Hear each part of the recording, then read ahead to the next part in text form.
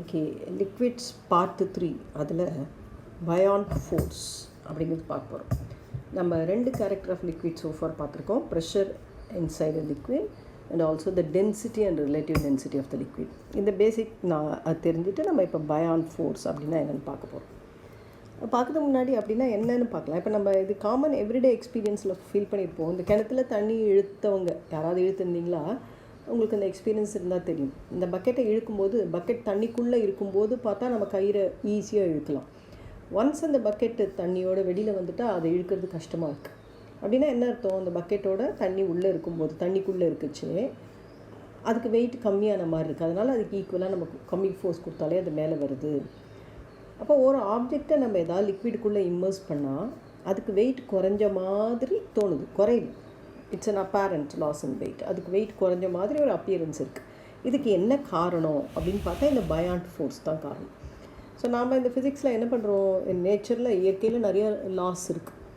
அந்த லாவெல்லாம் யார் சட்டம்லாம் யார் போட்டாங்க அப்படின்லாம் நமக்கு தேவையில்லை. பட் எல்லாமே ஒரு ரூல் இல்லாமல் எதுவுமே இயங்க முடியாது. ஒரு பிளானட்டரி மோஷனாக இருக்கட்டும், ஒரு எலக்ட்ரான் நியூக்ளியஸை சுற்றுறதா இருக்கட்டும், எல்லா இடத்துலையுமே ரூல்ஸுக்கு கட்டுப்பட்டு தான் நடக்குது. அது மாதிரி ஒரு சப்ஸ்டன்ஸை ஒரு லிக்விடுக்குள்ளே இம்மர்ஸ் பண்ணால் அதுக்கு கொஞ்சம் வெயிட்டை லூஸ் பண்ணும். அதுக்கு காரணம் என்ன, ஒய் திஸ் இஸ் ஹேப்பனிங் அப்படின்னு நம்ம புரிஞ்சுக்க ட்ரை பண்ண போகிறோம். புரிஞ்சின்றதுக்கப்புறமா இதை நம்ம யூஸ் பண்ணி நம்ம என்ன அட்வான்டேஜ், இதுலேருந்து நம்ம என்ன தெரிஞ்சுக்கலாம், நமக்கு எப்படி அதை உபயோகப்படுத்திக்கலாம் அப்படின்னு நம்ம பிரெயினை அப்ளை பண்ண போகிறோம். So this is one of the thing which we are going to understand. So ஒரு லிக்விடுக்குள்ளே ஒரு சப்ஸ்டன்ஸை இம்மர்ஸ் பண்ணினா அது வெயிட்டு லூஸ் பண்ண மாதிரி ஒரு அப்பியரன்ஸ் இருக்குது. இதுக்கு காரணம் பயாண்ட் ஃபோர்ஸ். இந்த பயாண்ட் ஃபோர்ஸ்க்கு இன்னொரு பேர் அப்த்ரஸ்ட் அப்படின்னு சொல்லுவோம். அப்படின்னா என்ன, what is this buoyant force, what are the causes of this buoyant force, what are the causes of this buoyant force, reason என்ன இந்த பயாண்ட் ஃபோர்ஸுக்கு, what are the factors affecting this buoyant force, இந்த buoyant ஃபோர்ஸை யாரெல்லாம் affect பண்ணுவாங்க, இதுதான் இன்னைக்கு கிளாஸில் நம்ம டிஸ்கஸ் பண்ண போகிறோம். So when an object is partly R fully immersed in a liquid, ஒரு லிக்விட் இருக்குதுன்னு வச்சுக்கலாம் ஒரு பீக்கரில், அதுக்குள்ளே ஒரு ஆப்ஜெக்டை பாதி ஒரு 1/4 இல்லை 1/2 3/4 ஏதோ ஒரு பார்ட் இம்மர்ஸ் பண்ணுறோம், இல்லை ஃபுல்லாக இம்மர்ஸ் பண்ணாலும் சரி. When it is partly R fully immersed in a liquid, it experiences and ஆக்சுவலாக தனியாக இந்த ஆப்ஜெக்ட் இருக்கும்போது அதோட வெயிட் டவுன்வர்ட் டைரக்ஷனில் ஆட் பண்ணுறது. இதுதான் நம்ம வெயிட்னு சொல்கிறோம். The net force in the downward direction is weight. இதுக்குள்ளே லிக்விடுக்குள்ளே இம்மர்ஸ் பண்ணும்போது in addition to the weight தவிர there is a force which it experiences in the upward direction. இந்த அப்வர்ட் டைரக்ஷனில் இருக்கக்கூடிய ஃபோர்ஸ் தான் we call this as the buoyant force or the upthrust. அதனால் இப்போ ஒரு ஃபோர்ஸ் மட்டும் இல்லாமல் ரெண்டாவது ஒரு ஃபோர்ஸ் வந்திருக்கு. ஸோ இப்போ இதோட வெயிட் ஆஃப் த ஆப்ஜெக்ட்னா W மைனஸ் U ஆகிடுது. Actual weight is W. லிக்விடுக்குள்ளே இம்மர்ஸ் பண்ணும்போது இட் அப்பியர்ஸ் அதோட வெயிட் W மைனஸ் யூவாக மாறிட்ட மாதிரி இருக்குது. அதுனால அதுக்கு பேர் அப்பேரண்ட் வெயிட். இது மேலே ஒரு அப்வர்ட் ஃபோர்ஸ் ஏன் ஆக்ட் பண்ணுறது, இது நம்ம இருக்குன்னு எப்படி உங்களுக்கு தெரியும் அப்படின்னா நம்ம 2 எக்ஸாம்பிள் கன்சிடர் பண்ணலாம். ஒரு தண்ணிக்குள்ளே ஏதாவது ஒரு கார்க், ரப்பர் கார்க் இருக்குல்ல, அதை நல்லா அழுத்தி கொண்டு போய் உள்ளே விட்டுட்டு நம்ம கையால் அழுத்தி கையை எடுத்துட்டோன்னா என்ன வருது, தானாக ஆட்டோமேட்டிக்காக அந்த கார்க் மேலே வருது. அப்படின்னா யாரோ ஒருத்தர் அதை மேலே தள்ளி விட்டாங்கன்னு தான் அர்த்தம். So it experiences and upward force. அது மாதிரி நான் சொன்ன மாதிரி கிணத்துல தண்ணி இழுக்கும்போது பார்த்தா பக்கெட்டு தண்ணிக்குள்ளே இருக்கும்போது அது ரொம்ப ஈஸியாக வருது. அப்படின்னா என்ன அர்த்தம், மேலே பக்கெட்டுக்குள்ளே தண்ணிக்குள்ளே இருக்குச்சு, நான் கொடுக்குற ஃபோர்ஸ் தவிர எக்ஸ்ட்ராவாக இந்த டைரெக்ஷனில் ஏதோ ஃபோர்ஸ் இருக்குது, அதனால தான் நான் கம்மியாக கொடுத்துட்டுருக்கேன். பட் ஒன்ஸ் தண்ணிக்கு வெளியில் வந்துட்டா அந்த அப்வர்ட் ஃபோர்ஸ் இல்லை, நானே ஃபுல் ஃபோர்ஸையும் கொடுக்க வேண்டியிருக்கு. 2 பேர் செய்கிற வேலையை நானே செய்ய வேண்டியிருக்கு. இதெல்லாம் நம்ம examples where we can find that this upthrust is existing in nature. இந்த அப்த்ரஸ்ட்டுக்கு காரணம் என்ன அப்படின்னு பார்த்தோன்னா the pressure difference inside the liquid at various points.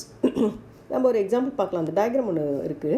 அதில் பார்த்திங்கன்னா ஒரு ரப்பர் பாலை ஒரு வாட்டர் ஃபில் பண்ணியிருக்கிற பீக்கருக்குள்ளே இம்மர்ஸ் பண்ணியிருக்கோம் கம்ப்ளீட்டாக. பார்த்தா இந்த லிக்விட் இந்த கான்டாக்ட் கூட, இந்த பால் கூட கான்டாக்டில் வேறு பாயிண்ட்ஸில் இருக்கு பாருங்கள், ABCD, அந்த இடத்துலலாம் லிக்விட் வந்து வாட்டர் கூட கான்டாக்ட், இந்த ரப்பர் பால் கூட கான்டாக்டில் இருக்குது. அதுங்க லிக்விட் வந்து ப்ரெஷரை எக்ஸர்ட் பண்ணுறது அந்த சர்ஃபஸ்க்கு நார்மலாக. அதுதான் நம்ம பார்த்தோம். எல்லா டைரக்ஷன்லேருந்தும் it exerts the liquid exerts a force on the ball. அதை ப்ரெஸ் பண்ணுறது. நம்ம பார்த்தா டாப் மோஸ்ட் சர்ஃபஸில் ஏல பார்க்கும்போது ஃபோர்ஸ் டவுன்வர்ட் டைரக்ஷனில் இருக்குது, சியில் பார்க்கச்சே அப்வர்டில் இருக்குது, பியில் பார்க்கும்போது டுவர்ட்ஸ் த லெஃப்ட் இருக்குது, டியில் பார்க்கச்சே டுவர்ட்ஸ் த ரைட் இருக்குது. இப்போ இந்த pressure at P and pressure at D are equal and opposite நமக்கு தெரியும். ஏன்னா தெரியும் point P and point D ரெண்டு பேருமே சேம் ஹரிசாண்டல் லெவலில் இருக்காங்க.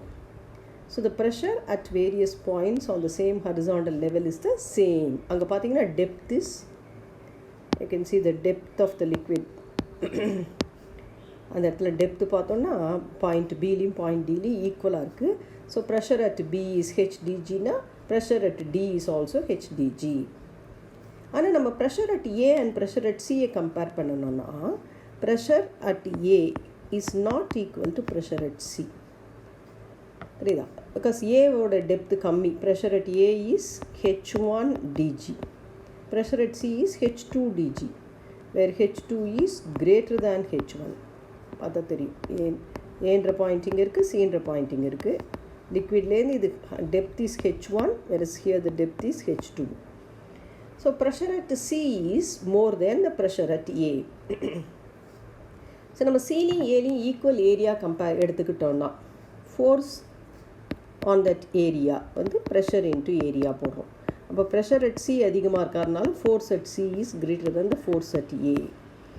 இப்போ what is the net force on the object? இருக்கிற எல்லா ஃபோர்ஸையும் நம்ம ஆட் பண்ணி பார்த்தோம்னா நெட் ஃபோர்ஸ் ஆக்ஸ் இந்த அப்வர்ட் டைரெக்ஷன். ஏன்னா அப்வர்ட் டைரெக்ஷனில் இருக்க ஃபோர்ஸும் அதிகமாக இருக்குது. இந்த ஃபோர்ஸ் தான் இந்த ஃபோர்ஸை தான் நம்ம அப் த்ரஸ்ட் அப்படின்னு சொல்லிட்டு சொல்கிறோம். ஸோ காரணம் என்ன அப் த்ரஸ்ட்டுக்கு? லிக்விடில் இருக்கிற ப்ரெஷர் டிஃப்ரென்ஸ் தான் இந்த அப் த்ரஸ்ட்டுக்கு காரணம். ஸோ நாம் இப்போ அப் த்ரஸ்ட்னா என்னென்னு பார்த்துருக்கோம். பயாண்ட் ஃபோர்ஸ் எப்போ ஆக்ட் ஆகும்? whenever a object is partly or fully immersed in a liquid, it experiences a net upward force. இந்த ஆப்ஜெக்ட் மேலே நெட் ஃபோர்ஸஸ் எல்லா ஃபோர்ஸ்லேயும் எல்லா டைரக்ஷன்லையும் இருக்க ஃபோர்ஸஸ் ஆட் பண்ணால் நெட் ஃபோர்ஸு அன்பேலன்ஸ்டாக அப்வர்ட் டைரக்ஷனில் ஆக்ட் பண்ணுவோம். இதை தான் அப் த்ரஸ்ட் ஆர் பயாண்ட் ஃபோர்ஸ்னு சொல்கிறோம். What is the reason for the buoyant force பார்த்தோம்? The reason for the buoyant force is the pressure difference inside the liquid. What are the factors affecting the buoyant force? What are the factors? என்ன எதெல்லாம் மாறினா இந்த buoyant force மாறும் அப்படின்னு பார்த்தா volume of the factors affecting are the volume of the liquid, volume of the solid immersed in the liquid. அப்படின்னா என்ன அர்த்தம்? நான் இப்போ ஒரு லிக்விடுக்குள்ளே ஒரு ஆப்ஜெக்ட் டோட்டல் வால்யூம் வின்னு வச்சுக்கலாம். அது பாதி வால்யூம் உள்ளே இருக்கிற மாதிரி வைக்கிறேன். அப்போ அங்கே இருக்கக்கூடிய பயாண்ட் ஃபோர்ஸ் எஃப்னு வச்சுட்டா இதே ஆப்ஜெக்டை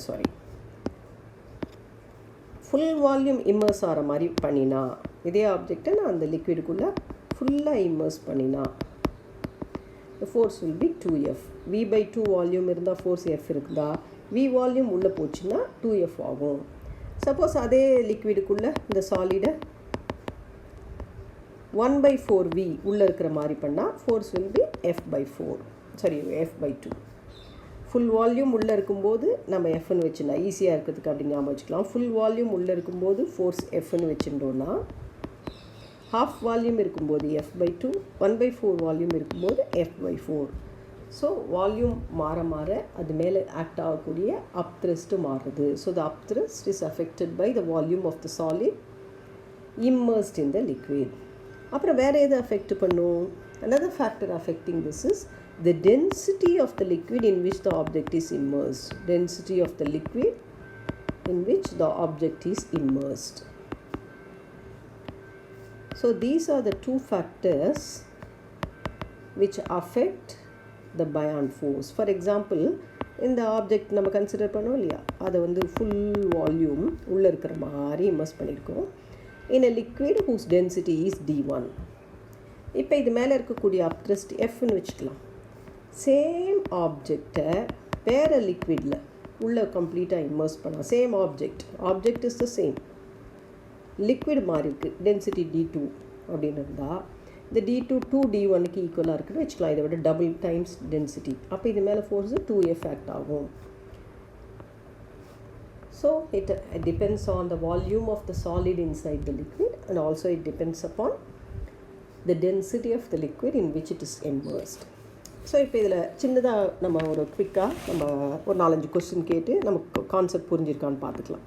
மேற்கொண்டு இது ஃபோர்ஸோடைய அளவு என்ன அப்படிங்கிறலாம், இந்த அப்த்ரஸ்ட்டை எப்படி கால்குலேட் பண்ணுறது, இதை யூஸ் பண்ணி எப்படி ஒரு சப்ஸ்டன்ஸோட டென்சிட்டியை கண்டுபிடிக்கிறது, ரிலேட்டிவ் டென்சிட்டியை கண்டுபிடிக்கிறது அப்படிங்கிறதுலாம் ஆர்கமிடிஸ் பிரின்சிபல் யூஸ் பண்ணி நெக்ஸ்ட் கிளாஸில் பார்க்கலாம்.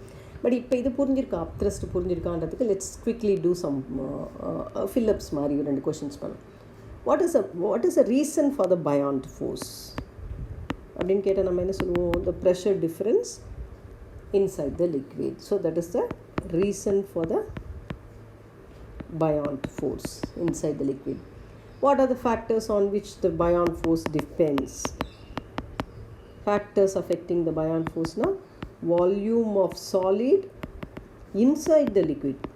Solid oda motta volume illa, liquid kulla evlo volume ulla irukko and volume பொறுத்து force மாறும். And also the density of the liquid in which the solid is immersed. நல்லா கவனிக்க வேண்டிய விஷயம், இந்த பயாண்ட் ஃபோர்ஸ் எப்போ ஆக்ட் ஆகும்? ஒரு சாலிடை லிக்விடில் இம்மர்ஸ் பண்ணும்போது மட்டும்தான். ஓகே,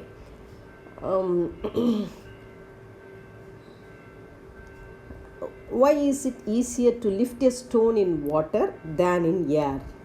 தண்ணிக்குள்ளே இருக்கும்போது ஸ்டோனை ஈஸியாக தூக்கலாம் ஏரில் இருக்கிறத விட. ஏன் அப்படின்னு பார்த்தா, ஏர்லேயும் அப்த்ரஸ்ட் இருக்குது, but the upthrust in water is very much greater than the upthrust in air. சரியா? ஸோ அதனால் தண்ணியில் இருக்கும்போது நம்ம ஏர் கூட ஒரு ஃப்ளூயிட் தான், சாலிடாக ஒரு ஃப்ளூயிடில் லிக்விடில் தான் இம்மர்ஸ் பண்ணணும். ஃப்ளூயிடில் இம்மர்ஸ் பண்ணாலே அப்த்ரஸ்ட் இருக்கும், பட் ஏருக்கு டென்சிட்டி கம்மியாக இருக்கிறதுனால ஏரில் இருக்கிற அப்த்ரஸ்ட்டு கம்மியாக இருக்குது. ஒரு எக்ஸாம்பிள் வச்சுக்கலாம். ஒரு ஸ்ப்ரிங் பேலன்ஸ் இருக்குது, அதில் நான் ஒரு ஆப்ஜெக்டை கட்டி தொங்க விட்டுருக்கேன். திஸ் இஸ் 4th கொஷின் வச்சுக்கலாம். This pointer is reading 50 gram.